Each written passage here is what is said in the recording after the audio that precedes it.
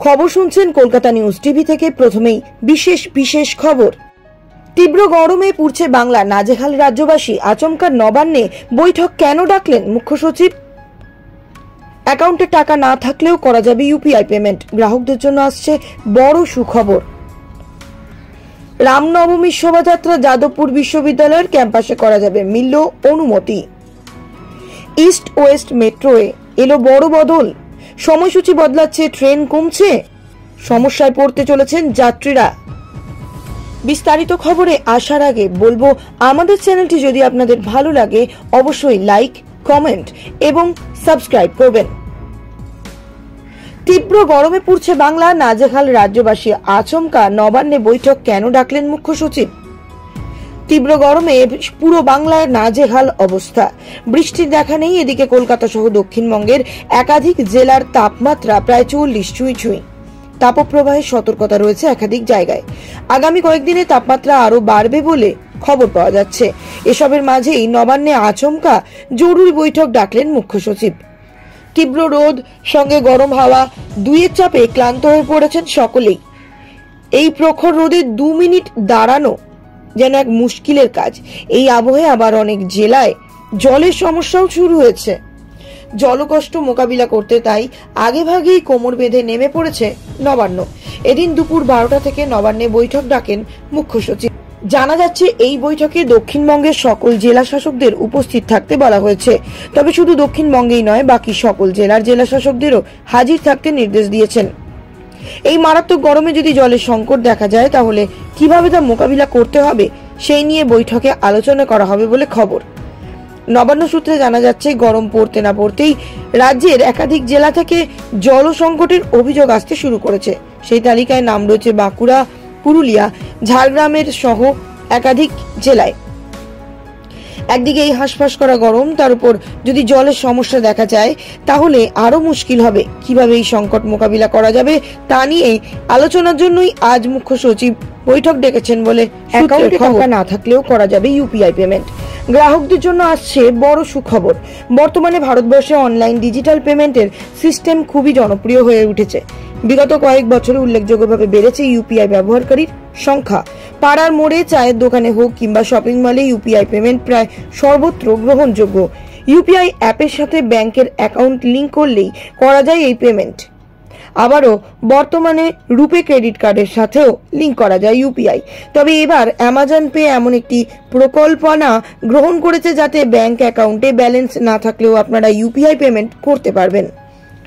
Amazon pay বড় সিদ্ধান্ত নিয়েছে যে গ্রাহকদের ইউপিআইতে ক্রেডিট সুবিধা দেওয়া হবে।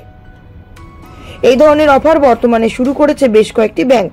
জানা যাচ্ছে এই পরিষেবা গ্রাহকদের দেওয়ার জন্য অ্যামাজনের পক্ষ থেকে আলোচনা চালানো হচ্ছে ন্যাশনাল পেমেন্ট কর্পোরেশন অফ ইন্ডিয়ার সাথে। অ্যামাজন পে ইন্ডিয়ার ডিরেক্টর বিকাশ বানশাল বলেছেন, এনপিসিআই এর থেকে অনুমতি নিয়ে এই পরিষেবা দ্রুত শুরু করার আমাদের কাছে উদ্দেশ্য।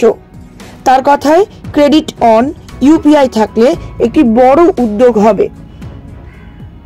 আসলে এই কারণেই গ্রাহকদের অভিজ্ঞতাকে আরো উন্নত করতে আমরা খুব সক্রিয়ভাবে এই কাজ ফোকাস করছি। প্রসঙ্গত, বেশ কিছু ব্যাংকের তরফে চালু করা হয়েছে ক্রেডিট লাইন অন ইউপিআই পরিষেবা। এই সিস্টেমের মাধ্যমে savings account, overdraft account, prepaid wallet, UPI এবং রুপে ক্রেডিট কার্ডে অ্যাপ্রুভ হওয়া ক্রেডিট লাইন গ্রাহকরা সংযুক্ত করতে পারবেন ইউপিআই অ্যাপের সাথে। এর সাহায্যে ব্যাংক অ্যাকাউন্টে যদি টাকা না থাকে তাহলে গ্রাহকরা কিউআর কোড স্ক্যান করে পেমেন্ট করতে পারবেন। রামনবমীর শোভাযাত্রা যাদবপুর বিশ্ববিদ্যালয়ের ক্যাম্পাসে করা যাবে, মিলল তার অনুমতি। যাদবপুর ক্যাম্পাসে করা যাবে রামনবমী শোভাযাত্রা। আগামীকাল 17 তারিখ রামনবমী। সেই উপলক্ষে ছাত্রছাত্রীরা প্রাঙ্গণের ভিতরে রামনবমীর সমাবেশ করার অনুমতি চেয়েছিল। এই প্রথমবার এই ধরনের কোনো মিছিলের অনুমতি দিয়েছে বিশ্ববিদ্যালয়। যাদবপুর ক্যাম্পাসে করা যাচ্ছে রামনবমীর এই শোভাযাত্রা। আগামীকাল অর্থাৎ 17 তারিখ রামনবমী। এই উপলক্ষেই এই শোভাযাত্রা। প্রসঙ্গত, এর আগে রামনবমীর উদ্বোধনের দিন যাদবপুর বিশ্ববিদ্যালয়ে রামের পুজো এবং অযোধ্যার অনুষ্ঠানের সরাসরি সম্প্রচার করার আয়োজন করে কিছু পড়ুয়া। পোস্টারে কোনো উদ্যোক্তার নাম বা সংগঠনের নাম ছাড়াই সেই অনুষ্ঠানটি আয়োজন করা হয়েছিল। রাম পুজোর ব্যবস্থা করা হয় 4 নম্বর গেটের কাছে পার্কিং লটে। যদিও কর্তৃপক্ষের দাবি ছিল এমন কোনো অনুষ্ঠানের অনুমতি তাদের কাছ থেকে নেওয়া হয়নি। উল্লেখ্য, যাদবপুর বিশ্ববিদ্যালয়ের তরফে কোনো ধর্মীয় অনুষ্ঠান আয়োজন করা হয় না, তবে ছাত্রছাত্রী, হোস্টেলের আবাসিকরা ক্যাম্পাসে সরস্বতী পুজোর আয়োজন করে। যাদবপুর বিশ্ববিদ্যালয়ের 4 নম্বর গেটে দুর্গাপুজোও হয়, কিন্তু তার সঙ্গে বিশ্ববিদ্যালয়ের কোনো ক্যাম্পাসের যোগ নেই। ক্যাম্পাসের কিছু কর্মীরা এই দুর্গাপুজোর আয়োজন করে। রাম মন্দির প্রতিষ্ঠার পর আগামীকাল বুধবার দেশ জুড়ে প্রথমবার পালিত হবে রামনবমীর উৎসব। রাজ্যেও রামনবমী উপলক্ষে ছুটি ঘোষণা করা হয়েছে। ইস্ট ওয়েস্ট মেট্রোয় এলো বড় রদবদল, সময়সূচি বদলাচ্ছে, ট্রেন কমছে, সমস্যায় পড়তে পারেন যাত্রীরা। ইস্ট ওয়েস্ট মেট্রো কলকাতার গণপরিবহনের মুকুটে একটি নতুন পালক এবং বলা যায় এটি অত্যন্ত অন্যতম গুরুত্বপূর্ণ একটি মেট্রো সংযোজন। সেই রুটে এবার বড় মাপের বদল আসছে। নিত্যযাত্রীদের সুবিধার কথা মাথায় রেখে এবার মেট্রো কর্তৃপক্ষের তরফে বদল আনা হচ্ছে ইস্ট ওয়েস্ট মেট্রো রুটের ট্রেনের সময়সূচিতে। কলকাতা মেট্রো রেল কর্তৃপক্ষ আজ 15ই এপ্রিল সোমবার থেকে ইস্ট ওয়েস্ট মেট্রো রুটের মেট্রো সংখ্যা বৃদ্ধি করার সিদ্ধান্ত নিয়েছে। তবে মেট্রোর এই সংখ্যা বৃদ্ধি করা হলেও সকালের প্রথম মেট্রোর এবং রাতের শেষ মেট্রোর ক্ষেত্রে কোনো বদল আনা হয়নি। মেট্রোর সংখ্যা বৃদ্ধির ফলে আগের তুলনায় অনেক কম সময়ের ব্যবধানে মেট্রো চলাচল করবে এবং তার ফলে যাত্রীরা অনেকটাই বেশি উপকৃত হবেন। কলকাতা মেট্রোর তরফে east West metro corridor green line অর্থাৎ শিয়ালদা সল্টলেক সেক্টর 5 এর রুটে মেট্রোর সংখ্যা বৃদ্ধি করা হয়েছে। এই রুটে এবার শিয়ালদা থেকে সল্টলেক সেক্টর 5 এর দিকে প্রথম ট্রেনটি চলবে সকাল 6:55। আবার সল্টলেক সেক্টর 5 থেকে শিয়ালদার দিকে প্রথম মেট্রো চলবে সকাল 7:05। এর আগে যেখানে শিয়ালদা থেকে সল্টলেক সেক্টর 5 রুটে 20 মিনিট অন্তর মেট্রো পাওয়া যেত, এখন সেখানে বদল হয়ে 17 মিনিট অন্তর মেট্রো পাওয়া যাবে। আর সল্টলেক সেক্টর 5 থেকে শিয়ালদার উদ্দেশ্যে রওনা দেওয়ার ক্ষেত্রে 18 মিনিট অন্তর মেট্রো পাবেন যাত্রীরা।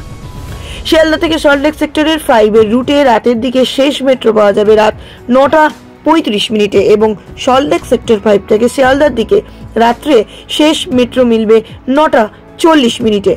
তবে এই পরিবর্তন আনা হয়েছে কেবলমাত্র সোমবার থেকে শুক্রবার পর্যন্ত। শনিবার আগের রুটিন অনুযায়ী মেট্রো চলবে এই রুটে এবং রবিবার যথারীতি অন্য রুটের মতোই এই রুটে মেট্রো পরিষেবা বন্ধ থাকবে। পুরী হয়ে ফেরার পথে সেতু থেকে উল্টে বাস পড়ে গেল নিচে। কলকাতাগামী বাস, মৃত 5, আহত অন্তত 30। ওড়িশায় জাজপুরে দুর্ঘটনার কবলে পুরী থেকে কলকাতাগামী একটি বাস নিয়ন্ত্রণ হারিয়ে সেতু থেকে নিচে পড়ে যায় যাত্রীবাহী এই বাসটি। সোমবার রাত 9টা নাগাদ দুর্ঘটনা ঘটে বলে জানা গিয়েছে। সংবাদ সংস্থা পিটিআই জানিয়েছে দুর্ঘটনায় অন্তত 5 জনের মৃত্যু হয়েছে। ওদিকে গুরুতর আহতের সংখ্যা প্রায় 30 জনেরও বেশি। পুলিশকে উদ্ধৃত করে সংবাদ সংস্থা জানিয়েছে চালক নিয়ন্ত্রণ হারানোর ফলেই এই দুর্ঘটনাটি ঘটে গিয়েছে। স্থানীয়দের সহযোগিতা ও জোর তৎপরতায় রাতেই শুরু হয়েছে উদ্ধারের কাজ। আহতদের অ্যাম্বুলেন্সে স্থানীয় ধর্মশালা হাসপাতালে পাঠানো হয়েছে। গুরুতর আহতদের কটকের এসসিবি মেডিকেল কলেজ হাসপাতালে চিকিৎসা চলছে। রাত থেকে শুরু হয়েছে উদ্ধার কার্য। ইতিমধ্যেই দুর্ঘটনায় মৃতদের পরিবারের জন্য ক্ষতিপূরণ ঘোষণা করেছেন সেই রাজ্যের সরকার। পরিবার পিছু 3 লক্ষ টাকা করে ক্ষতিপূরণ দেওয়ার কথা ঘোষণা করেছেন উড়িষ্যার মুখ্যমন্ত্রী নবীন পট্টনায়ক। ওদিকে আহতদের মধ্যে কয়েকজনের অবস্থা অত্যন্ত আশঙ্কাজনক বলে খবর পাওয়া গেছে। বাসটি পুরী থেকে কলকাতাগামী হওয়ায় আহত ও নিহতদের কলকাতার বাসিন্দারাও থাকতে পারেন বলে মনে করা হচ্ছে। দুর্ঘটনাগ্রস্ত বাসটিতে 50 জনেরও বেশি যাত্রী ছিলেন বলে জানা গেছে। রাত 9টা নাগাদ এই দুর্ঘটনাটি ঘটে। খবর পেয়েই তড়িঘড়ি ঘটনাস্থলে পৌঁছায় পুলিশ এবং দমকল। দুর্ঘটনায় মৃতদের প্রতি শোক জ্ঞাপন করে এক্স হ্যান্ডেলে মুখ্যমন্ত্রী নবীন পট্টনায়ক লিখেছেন, যাজপুর জেলার বারবাটি এলাকায় যাত্রীবাহী বাস দুর্ঘটনার খবরে আমি অত্যন্ত দুঃখিত। নিহতদের পরিবারের প্রতি আমার সমবেদনা রইল। তাদের আত্মার শান্তি কামনা করি। আহতদের দ্রুত আরোগ্য কামনা করছি।